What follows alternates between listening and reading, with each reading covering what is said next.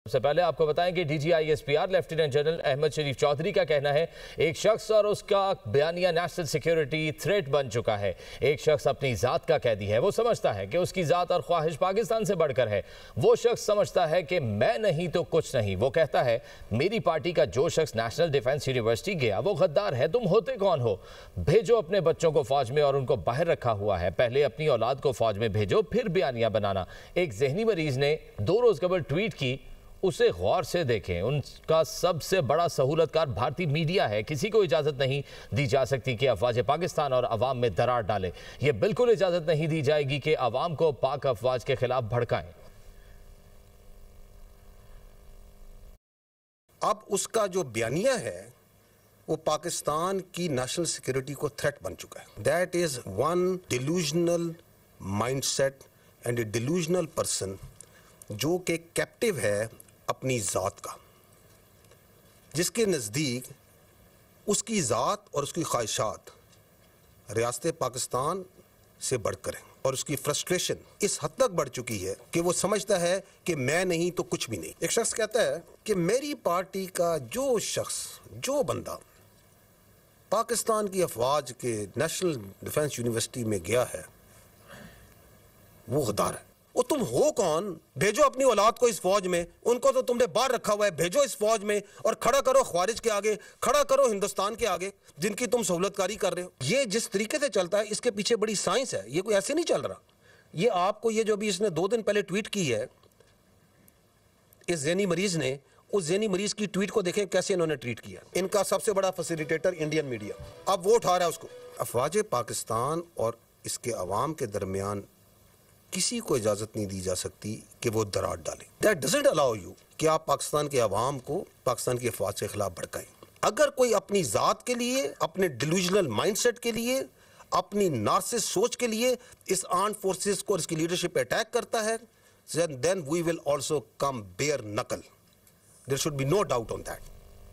DGISPR lieutenant general Ahmed Sharif Chaudhry कहते हैं कि वो जो अंदर बैठा हुआ है जहनी मरीज से लेकर बाकी जितने भी हैं वो फौज के बारे में बात करते हैं, वो हकीकी इश्यूज पर बात नहीं करते, क्योंकि ऐसे बयानिए बनाना उनकी सारी सियासत है। इनको इस पर कोई परेशानी नहीं कि वो सच बोल रहे हैं या झूठ कह रहे हैं। ये उनके लिए अहमियत नहीं रखता। उनके कागजों में तो vice chief of army staff लग चुका था, अभी पूछें क्यों नहीं लगा। उनके ख्याल में तो चीफ ऑफ डिफेंस फोर्सेस का नोटिफिकेशन भी नहीं होता था। वो तो बड़े वसूख से ये सब बताते थे। उनकी पूरी सियासत फौज के गिर्द घूमती है। फौज पर इल्जाम लगाओ और फौज के बारे में बात करो। अपनी गवर्नेंस की बात ये नहीं करते ताकि वो अपनी करप्शन और लूट मार जारी रख सके। बयानिया मैंने कहा they have a comical obsession. सुबह उठते हैं शाम तक वो जो अंदर बैठा हुआ है ज़हनी मरीज से लेके बाकी जितने हैं वो फौज के बारे में बात करते हैं। They will not talk about the real issues because that is their whole politics. और उनको इस चीज में कोई परेशानी नहीं है कि सच बोल रहे हैं झूठ बोल रहे हैं। That's not important to them. उनके कागजों में तो vice chief of army staff लग चुका था, अभी पूछे ना क्यों नहीं लगा। उनके ख्याल में तो NSA भी लग चुका था। उनके ख्याल में तो CDF की अपॉइंटमेंट लेटर भी नहीं होना था। वो तो बड़े वसूख से बताते थे ना। तो उनको तो एक मेंटल, एक वो कहते हैं ना, एक इकोसिस्टम में रखा जा रहा है जहाँ पे उनकी पूरी सियासत जो सी है वो फौज के इर्द गिर्द घूमती है। फौज के बारे में बात करो, फौज के बारे में इल्ज़ामात लगाओ, फौज के ऊपर हर चीज़ डालो, बिकॉज अपनी गवर्नेंस की तरफ कोई बात ना करे। मैंने आपको कहा ना कि one of the reason is, but this is one of the reason, ताकि मैं अपनी लूटमार जारी रखूं, मैं अपनी करप्शन जारी रखूं। आप मुझे बताएं ये कौन से आइन, कानून और रूल्स में इस बात की इजाज़त दी जा सकती? कौन सी सियासत पाकिस्तान में इस बात की इजाज़त देती है कि you go and meet a convict? तो ये कौन सा कानून है, कौन सा आइन है, कौन से रूल्स हैं जिसके तहत आप एक कन्विक्ट से मिलते हैं और वो पाकिस्तान की फौज की उसकी लीडरशिप के खिलाफ बयानिया बनाए? DGISPR lieutenant general Ahmed Sharif Chaudhry कहते हैं कि भारतीय खुफिया एजेंसी रॉ के अकाउंट्स इनके ट्वीट वाले बयानिए को चला रहे हैं। आपने मार्का हक में देखा, क्या भारतीय मीडिया पाकिस्तान का दोस्त है? भारतीय सोशल मीडिया इन्फ्लुएंसर्स को देखें कि कहां से ट्वीट होती है और ये कहां से बयानिया उठा रहे हैं। अफगान सोशल मीडिया भी पीछे नहीं रहा जो खारजियों के सहूलतकार हैं। अफगान सोशल मीडिया भी उनके पीछे पीछे लगा हुआ है। ये इंडिया के पक्के रॉ के अकाउंट हैं जो चल रहे हैं, ये अब उस मीडिया को चला रहे हैं, उसी ट्वीट को चला रहे हैं, उसी बयानिया को चला। आपने भी मार्का हक में देखा था, ये पाकिस्तान का दोस्त है कोई? This is their main stream media. जाएं इनका सोशल मीडिया देखें, इनके इन्फ्लुएंसर्स को देखें, फुल ऑफ ऑल दिस। कहाँ से नैरेटिव चल रहा है, किधर से ट्वीट होती है और किस तरह उसको उठाता है, वो आपके सामने मैंने दिखा दी। ये अफगान सोशल मीडिया ही पीछे नहीं ठहरता, साथ साथ वो भी लगा हुआ है। ये ख्वारजीन के जो सूरतकार हैं, ये लगे हुए हैं जी अफगानिस्तान का मेन स्ट्रीम मीडिया। और टाइमिंग्स देखें, मिनटों में घंटों में साथ साथ चल रहा है, और फिर पिक करता है international media. Why would not they do it? Because आपके मुल्क में बैठ के आपका एक माइंडसेट जो सा है, एक जो ज़हनी मरीज है यहाँ बैठ के जो सा है ये सारी बातें कर रहा है अफवाज पाकिस्तान के खिलाफ, उसकी लीडरशिप के खिलाफ। Why would they not do it? आपके ख्याल में ये सब कुछ जो चल रहा है, ये जो इंडियन मीडिया, अफगान मीडिया ये जो चला रहा है, ये कोई फ्री लंच है? Is there a free lunch? There is no free lunch. ये कलूजन है कि हम इधर से बयानियां बनाएंगे, आप इसको उठाएंगे, क्योंकि आपका और हमारा मकसद एक है, हमारा दुश्मन एक है, पाकिस्तान की अफवाज, उसकी leadership. Chief of defence forces की तैनाती पर सबको मुबारकबाद देता हूं। लेफ्टिनेंट जनरल अहमद शरीफ चौधरी का कहना था कि chief of defence forces headquarters का आगाज हो चुका, वॉरफेयर का तरीका तब्दील हुआ है, इसमें भरपूर कामयाबी हासिल करने के लिए चीफ ऑफ डिफेंस फोर्सेज का हेडक्वार्टर काम करेगा।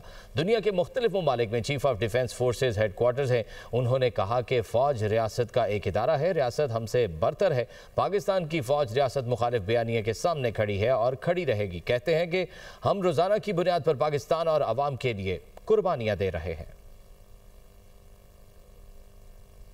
हम सबको इस मुबारकबाद हो कि इस जो चीफ ऑफ डिफेंस फोर्सेस का हेडक्वार्टर है उसका जो सा है आगाज़ हो चुका है। वॉरफेयर का जो करैक्टर चेंज हुआ है, उसके अंदर जो मल्टी डोमेन ऑपरेशंस हैं, जिसके अंदर भी जंग लड़ी जाती है। दर्जनों से ज़्यादा ममालिक हैं दुनिया में, it's up to almost like 70 countries जहाँ पे चीफ ऑफ डिफेंस का जो सिनर्जेटिक हेडक्वार्टर्स हैं, they are available. We are the armed forces of Pakistan. We strive, we die on daily basis, not for some zaban, some alaka, some siyasi soch. We strive and die on daily basis for the people of Pakistan, for the integrity of Pakistan. 1943 दहशतगर्द वासले जहन्नम किए हैं, which is 6 terrorists per day. 18 lakh से ज़्यादा illegal foreigners को repatriate किया जा चुका है। हुकूमत रियासत होती है, उसके इदारे होते हैं। We are just one very important but one institution of the state. यही फौज है जो कि ख्वारजों के, ख्वारजीन के और दहशत गर्दों के, और जो अफगानिस्तान से बेस ऑफ ऑपरेशन को इस्तेमाल करके हिंदुस्तान आप पे फितना अल ख्वारिज, फितना अल हिंदुस्तान और दहशत गर्दी है, उसके और अवाम के दरमियान कौन सी फ़ौज खड़ी है?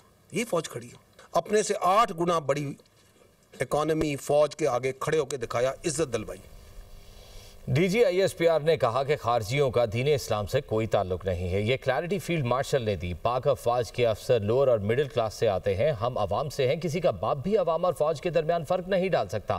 खैबर पख्तूनख्वा की पुलिस अजीम कुर्बानियाँ दे रही है। अफवाज दहशत गर्दी के खिलाफ अपना काम कर रही हैं। सूबे से मुतल्लिक जो काम है वो नहीं हो रहे। खैबर पख्तूनख्वा में 12 साल से गवर्नेंस कहाँ है? मरियम नवाज कहती हैं कानून जरूर नाफिज किया जाए, मगर अवाम के साथ रवैया दुरुस्त होना चाहिए। पैरा अच्छा काम कर रही है, अवाम में नेक नामी कमाने के लिए नताइज पर तवज्जो दी जाए। मरियम नवाज ने state of the art para trading centre कायम करने की उसूली मंजूरी दे दी। मजीद जानिए इस रिपोर्ट में।